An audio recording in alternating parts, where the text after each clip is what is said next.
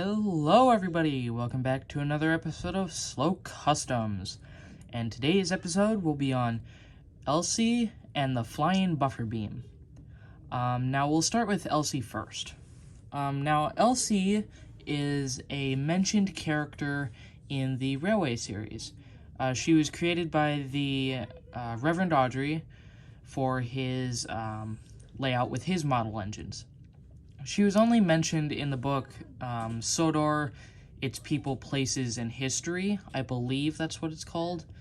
And then she basically was never mentioned again.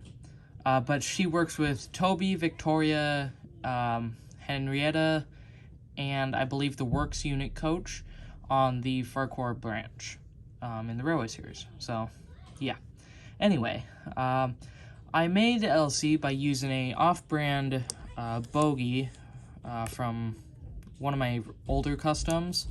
As you can see, I wrote Elsie on the bottom of it. Pretty simple.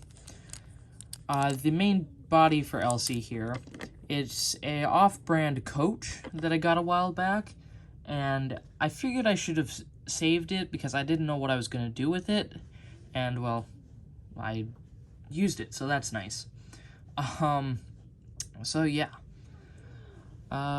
We'll go on to the face. Now the face for Elsie is really simple. I just used a bit of black paint for the mouth and then Sharpie for the eyebrows and eyelashes. And obviously I used paint for the eyes as well. Now the nose for Elsie here, it's a little janky. Doesn't really look like a nose, but from first glance you can tell it's a nose and it looks decent. So yeah. She has a red buffer beam on the bottom. Most people don't add the red buffer beam, just because they take it in their own style, which I'm saying, go ahead. But I decided to just to keep it accurate to Audrey's model, so yeah.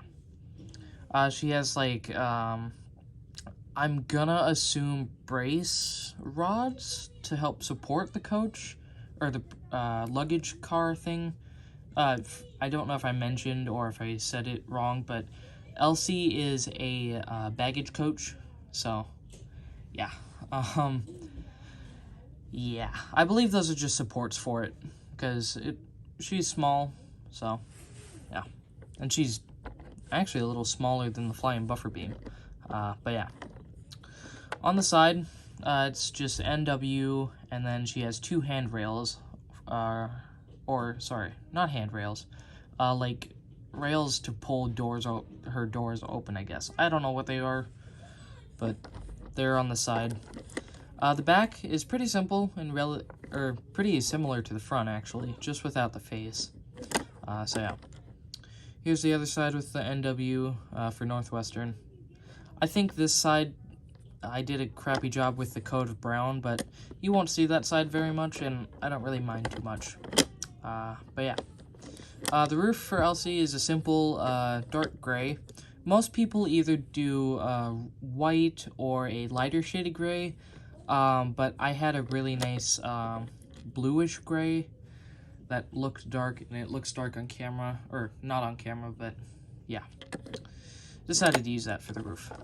This little part here, I'm not sure what this part is, to be honest, but it's on Audrey's model, and I wanted the Elsie to be accurate, so yeah. I don't know what it is. I think it's like a ventilation hole thing. So if you know, drop it down in the comments, that would help. So yeah, that's pretty much it on Elsie. She's very simple, really nice how she turned out.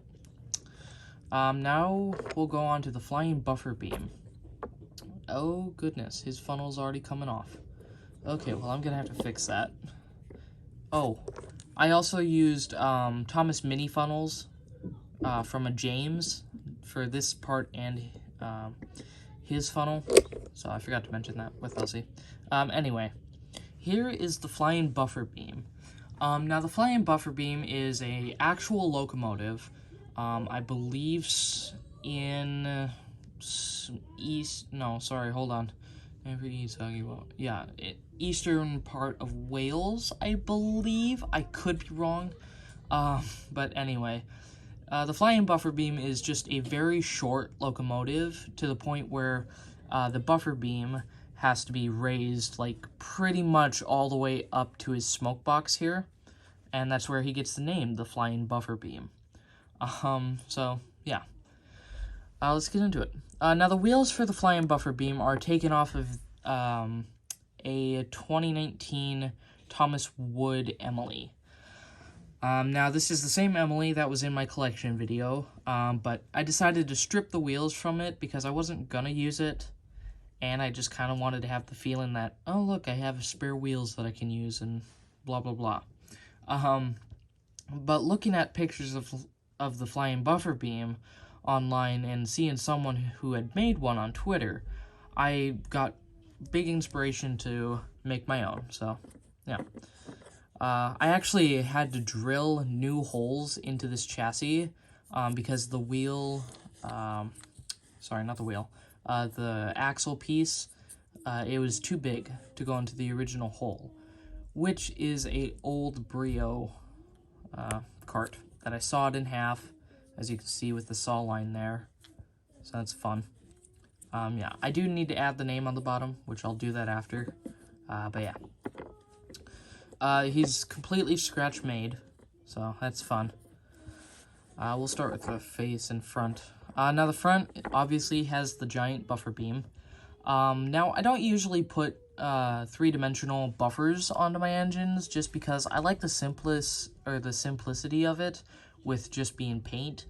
But the buffers are kind of, a iconic piece to the flying buffer beam. So they're just basically 1x1 round studs painted black. God, I don't know why I struggled with that. Anyway, now the face. The face for the flying buffer beam is a AI generated Edward face. I thought it was really cool, and I took a screenshot of it from another creator who had posted it. I think he reposted that, and then blah, blah, blah. So whoever generated the image of the Edward and stuff, credit goes to you for that. But I just printed it out and glued it on, because there's enough of a difference so you can not really tell it's Edward, but it does kind of look like Edward, so, I guess. Ooh, I accidentally nudged the camera. Anyway, the boiler is made up of two 2x2 round bricks. Yeah. Just glued and taped to give it a nice smooth surface.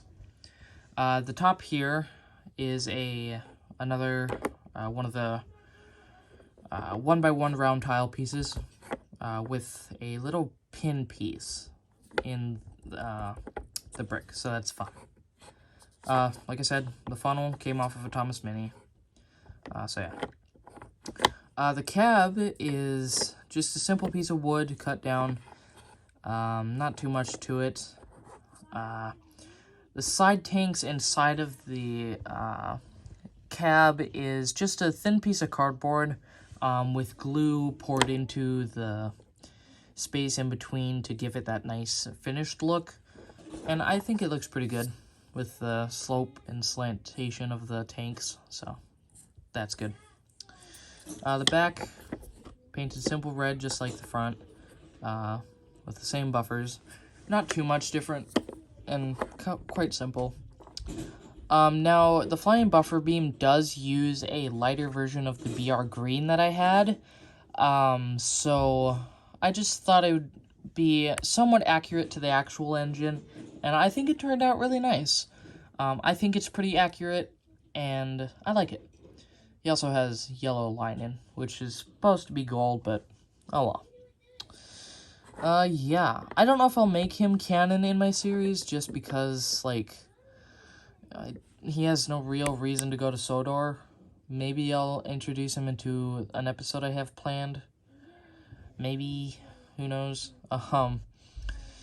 Anyway, I hope you guys like this video, and a quick update about K1. I have decided to go with the name Bayer after his builder's Bayer Peacock. Thanks to Tank Engine Media for suggesting that. So yeah, I'm also gonna be streaming tomorrow, sometime around 7. Don't know how long we'll go for. See what we feel like. Don't know what'll happen, but it'll probably be a custom.